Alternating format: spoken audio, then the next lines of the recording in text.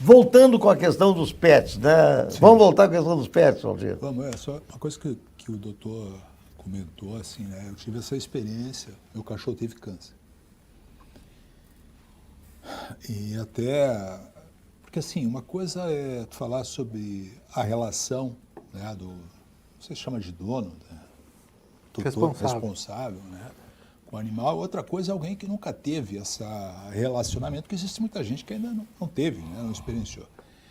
E algumas pessoas me criticaram porque eu disse exatamente isso que tu disseste há pouco, assim, ó. Pô, é o meu parceiro, meu companheiro, eu vou investir o necessário para que ele volte que ele se recupere, né, e eu volte a tê-lo comigo, tá? E aí fizemos uma cirurgia, foi feito lá em Passo Fundo, inclusive a mãe dele estava morando lá, e depois fez quimioterapia, fez todo um tratamento, e poucos meses depois, talvez 8, 9 meses, voltou, tá? E aí foi, infelizmente para nós, foi irrecuperável. Então, o que eu quero dizer é o seguinte, eu tive essa experiência de dizer assim, faz, né, o que precisar ser feito, tá? Porque eu quero o bichinho comigo. Tá? E acredito que isso seja muito comum, né? Eu até diria o seguinte, eu tenho uma sobrinha que é veterinária, Gabriele, e como está valorizada essa profissão de vocês, né? Tá? O quanto vocês estão na onda, né? Nós temos muitos desafios, né? Assim como na medicina, né? A estimativa aí é que nós tenhamos em menos de 10 anos 500 mil de médicos veterinários no Brasil, né? Então, nós temos aí colegas muito jovens chegando, né, no mercado de trabalho e um mercado de trabalho competitivo, né? Então, a gente precisa também situar a situação de que hoje em dia em torno de 50%, um pouco mais de 50% da população vive com menos de R$2.000 por mês, né? Então, hoje em dia, uma consulta, exame de sangue, ultrassonografia, raio-x já ultrapassa tranquilamente esse valor.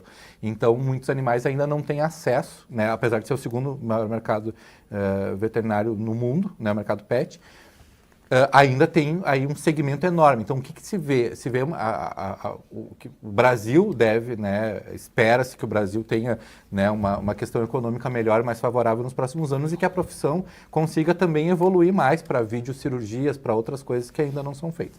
Mas voltando ao tema que a gente conversou, eu acho que a veterinária ela é uma questão de vocação, né? O médico veterinário, ele não tem sábado, ele não tem domingo, ele não tem feriado, não tem Natal, não tem Ano Novo.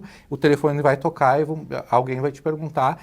E é uma questão humana, é uma relação que se cria com os responsáveis, que vai te ligar e vai te dizer, olha, aconteceu tal coisa. Então, às vezes, hoje eu estava com 380 mensagens aqui para responder, né? Então, as mensagens vão chegando e a gente vai respondendo, né?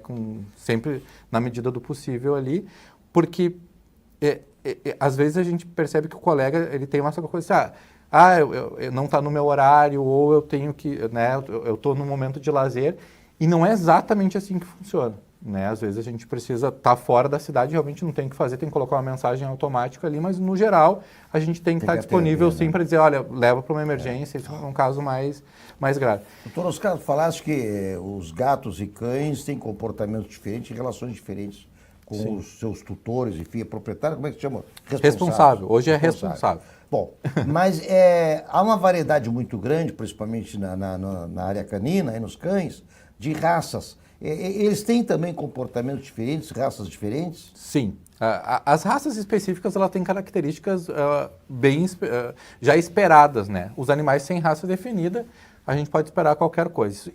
E mesmo nas raças definidas também a gente percebe que isso é de acordo com a ninhada, né? Então, dependendo daquela ninhada, vamos pensar se é uma ninhada de Golden, lá nasceram 10 Goldens, e aí, de repente, 3 daqueles Goldens ali ficaram menos tempo com a mãe. Então, são animais mais assustados, são animais que, de repente, estranham pessoas com aspecto diferente, pessoas, de repente, com a voz diferente, ou não estão tão habituadas ou com raios, ou chuva, barulhos, enfim. Então, a ninhada ali, o tempo que eles passam com a mãe, define muito com relação à característica deles, mas a raça traz A raça também traz algumas predisposições.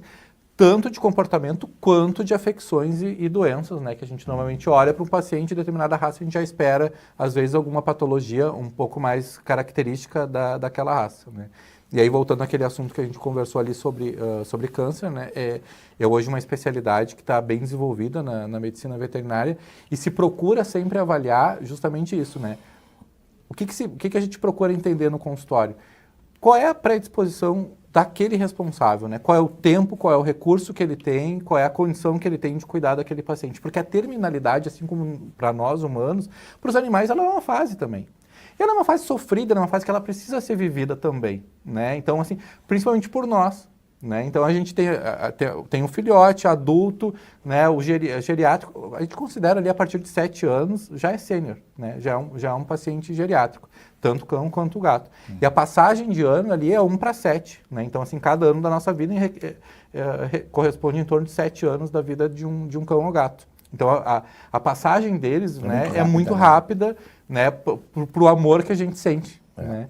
Então, às vezes, é muito comum a pessoa chegar ali e a gente procura ter uma conversa muito franca e eu pergunto, qual é a tua expectativa? O que tu entendeu dessa doença agora e para onde que a gente vai caminhar?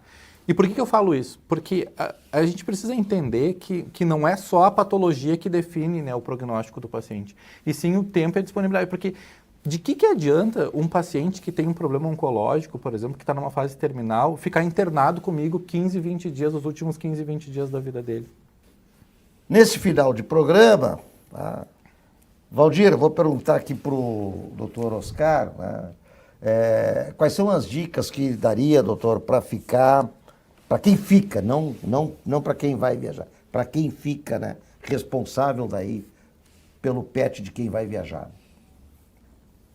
Bem, é aqueles cuidados ali de observar justamente que pode ter algumas alterações ali com relação à redução na alimentação, de repente pode ter alguma alteração ali de fezes, por exemplo, né, uma pequena gastroenterite, algumas alterações pelo sistema nervoso, pela preocupação, ou por aquela questão da ansiedade que o animal sente, principalmente com relação aos cães, né?